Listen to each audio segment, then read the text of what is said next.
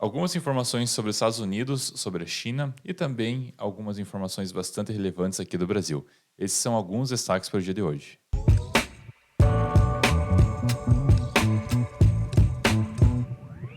Bom dia a todos, sejam bem-vindos a mais um vídeo na Valorama, 10 minutos de economia. Hoje, terça-feira, dia 9 de maio. Meu nome é Jader Giacomelli, especialista em investimentos aqui na Valorama. E vamos dar início a conhecer tudo o que está movimentando os mercados no dia de hoje.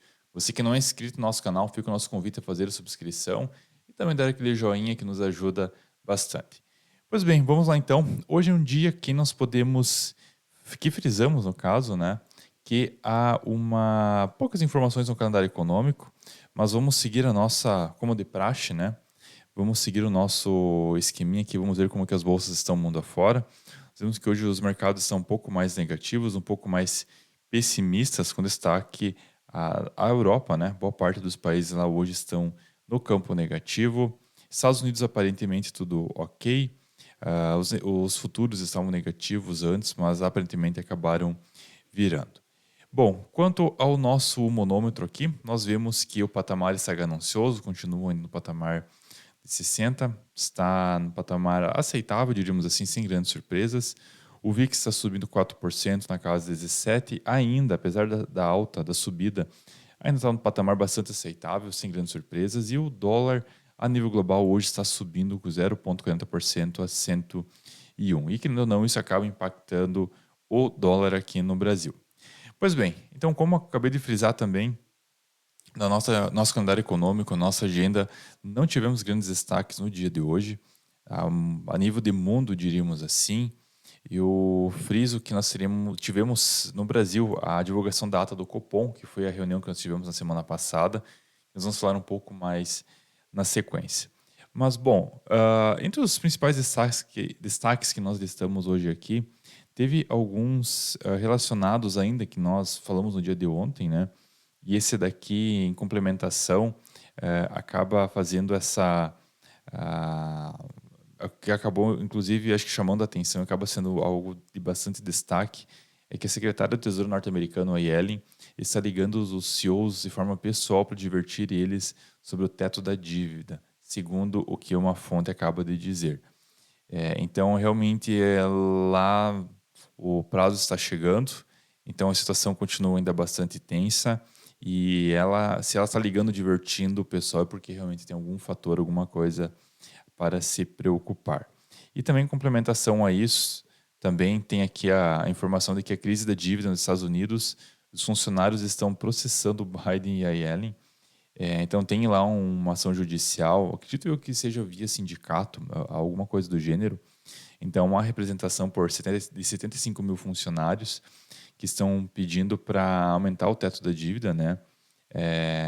E ou se não pegar empréstimos para, inclusive está aqui bem negritado, bem frisado, que no caso eles continuem pegando empréstimos para conseguir fazer o pagamento, né? Caso não exista negociação, não exista um acordo entre os parlamentares nesse quesito.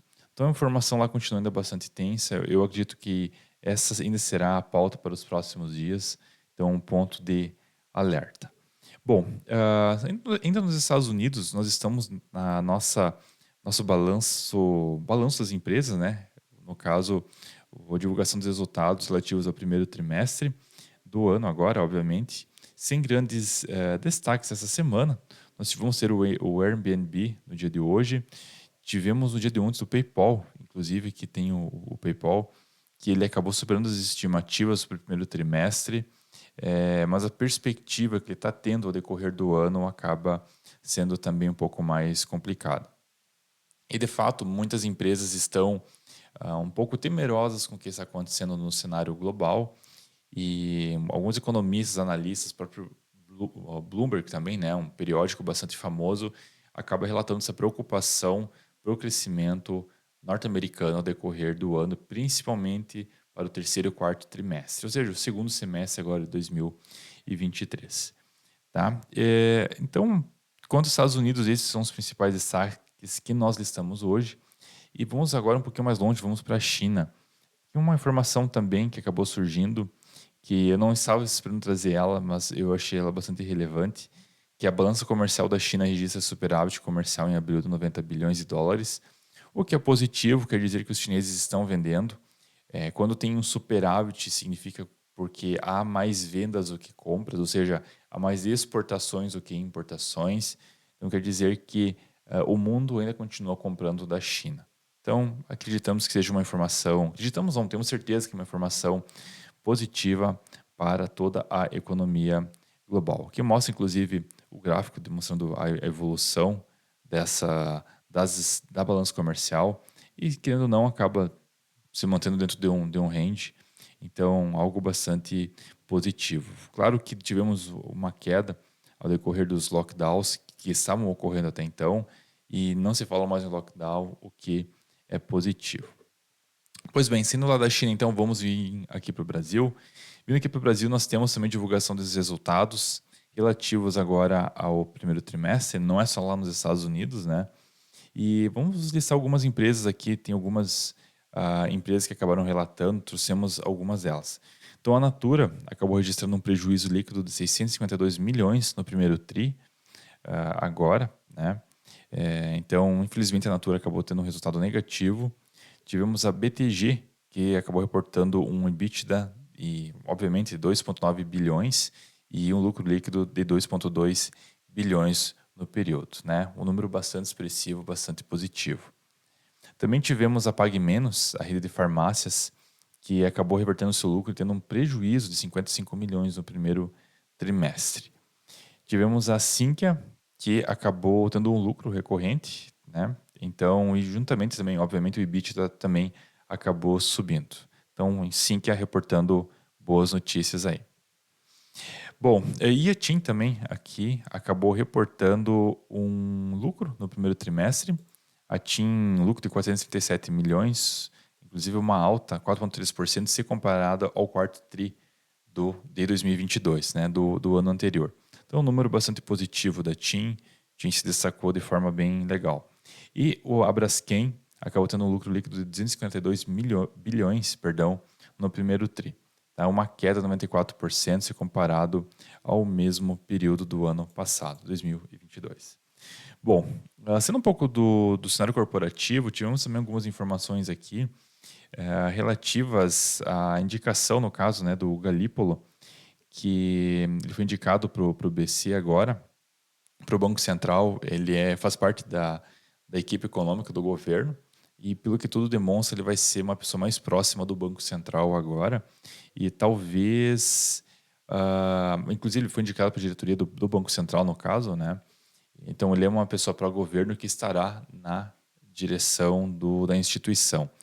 Então, podemos ver que talvez, não é nenhuma afirmação, mas talvez venha a ser um dos principais nomes para substituir o Campos Neto, né? Porque o mandato dele é de 2 anos, então suponho que daqui a 1 ano e meio, mais ou menos, vai ter essa troca e ele pode ser talvez um dos indicados. Não sabemos, mas é um nome já do governo dentro do Banco Central e quem acompanha o noticiário sabe que o governo vem, digamos, complicando, tendo algumas pequenas, bem no popular, tendo algumas pequenas tretas com o Banco Central em relação à política monetária e também a diminuição da taxa de juros. Pode ser que para o governo seja algo positivo ter uma pessoa lá dentro e que não necessariamente influencie as decisões do Banco Central, mas que venha fazer parte do comitê e que venha ter um certo tom de voz lá dentro, né? Se é positivo ou não, não sei. Está na lei, então é assim que o jogo funciona. Mas é informação, apenas trazendo esse detalhe aqui. Também sou suspeito em falar a respeito dele, né? Mas ele já tem certa experiência, obviamente, e também formação dentro da área acadêmica, né, em economia, e esperamos que desenvolva um bom trabalho, obviamente, fazendo aquilo que é certo e sem um viés partidário. Outro detalhe também, quando nós falamos sobre o Banco Central, tivemos hoje a divulgação da ata da própria instituição, que nós relatamos algumas situações que chamaram bastante atenção, trazendo aqui de que o ambiente externo continua ainda diverso e que os bancos nos Estados Unidos, né, estão levando a incerteza e isso pode vir a comprometer, no caso, todo o sistema, né? Então, essas indecisões acabam não sendo favoráveis, acabam não sendo positivas. Também os bancos centrais, eles, ah, obviamente, eles realmente são comprometidos em baixar a inflação para dentro das metas que são estabelecidas, né? E aqui, bancos centrais das principais economias, esses dos países mais ricos do mundo, né? São na Europa, Estados Unidos, principalmente. Aqui também no cenário doméstico, né? Que também houve uma observação dos indicadores de atividade, né? E uma desaceleração também na oferta do crédito. E aqui também frisando de que a inflação consumidor continua elevada. Tem que toda. Até inclusive que ele comenta também algo que eu acho que não vou achar agora, que ele comenta, está tendo o processo de desinflação, que é diminuição da inflação. Há uma diferença entre desinflação e deflação. A desinflação é quando você começa a diminuir a inflação. Então, esse é um processo também, um fenômeno econômico. Aqui também ele comenta de que aqui não estou... Também diminuição do arcabouço fiscal, em relação, quanto mais certo fica o arcabouço fiscal, a menos ruídos, e isso acaba favorecendo ao mercado. Mas não vamos ler, obviamente, toda a ata aqui agora, então quem quer ver ela na íntegra é só acessar o site do Banco Central, que poderá ver ela e ter maiores detalhes. E um outro ponto aqui também que eu acho extremamente interessante, querendo ou não, a importância da política fiscal, esse gráfico demonstra a dívida pública do Brasil, a expectativa de bater 96% do PIB em 2028, ou seja, dependendo da situação, como que a política monetária é elevada, dependendo dos fatores internos, ah, se nós realmente não fazermos nossa lição de casa aqui, nós podemos sofrer e ter uma dívida que atinja muito próximo da nossa riqueza. O PIB mede a riqueza do país. Uma dívida de 96% significa de que nós temos 96% de todas as nossas riquezas comprometidas em dívidas. Aqui é uma comparação do Brasil, que está em rosa, né, com os outros pares, países da América Latina, Chile, Colômbia, México e Peru. E realmente o Brasil está numa situação bastante delicada e tem muita coisa para fazer, tem muito que ajustar a casa para nós realmente não termos problemas maiores, tá? Então fica a dica, é algo para nós prestarmos bastante atenção. Pois bem, estamos chegando no nosso horário, então vamos dar um rápido giro aqui no Brasil, vamos ver o que está acontecendo por aqui. Temos então o índice BOV está caindo 0,28% a 105 mil pontos e o nosso dólar subindo 0,22% a 5,04. Entre as empresas, destaque de alta nós temos Natura subindo 8,5% mais ou menos, seguido de tá mudando rápido aqui, de Dux, Brasil Foods, Loja Zener, Conga e MRV. Setor de educação também performando positivo hoje. E no campo negativo nós temos Braskem, seguido de TIM, Gerdau e São Martinho. Tá bom, pessoal? Então esses são os principais destaques do dia de hoje. Uma agenda econômica um pouco mais tranquila, sem grandes destaques, mas com certeza de quarta a sexta-feira serão dias com bastante destaques, principalmente relacionados à inflação. Então a semana não acabou, tem muita coisa para acontecer. No mais, agradecemos a atenção, desejamos a todos um excelente dia com excelentes negócios. Até mais.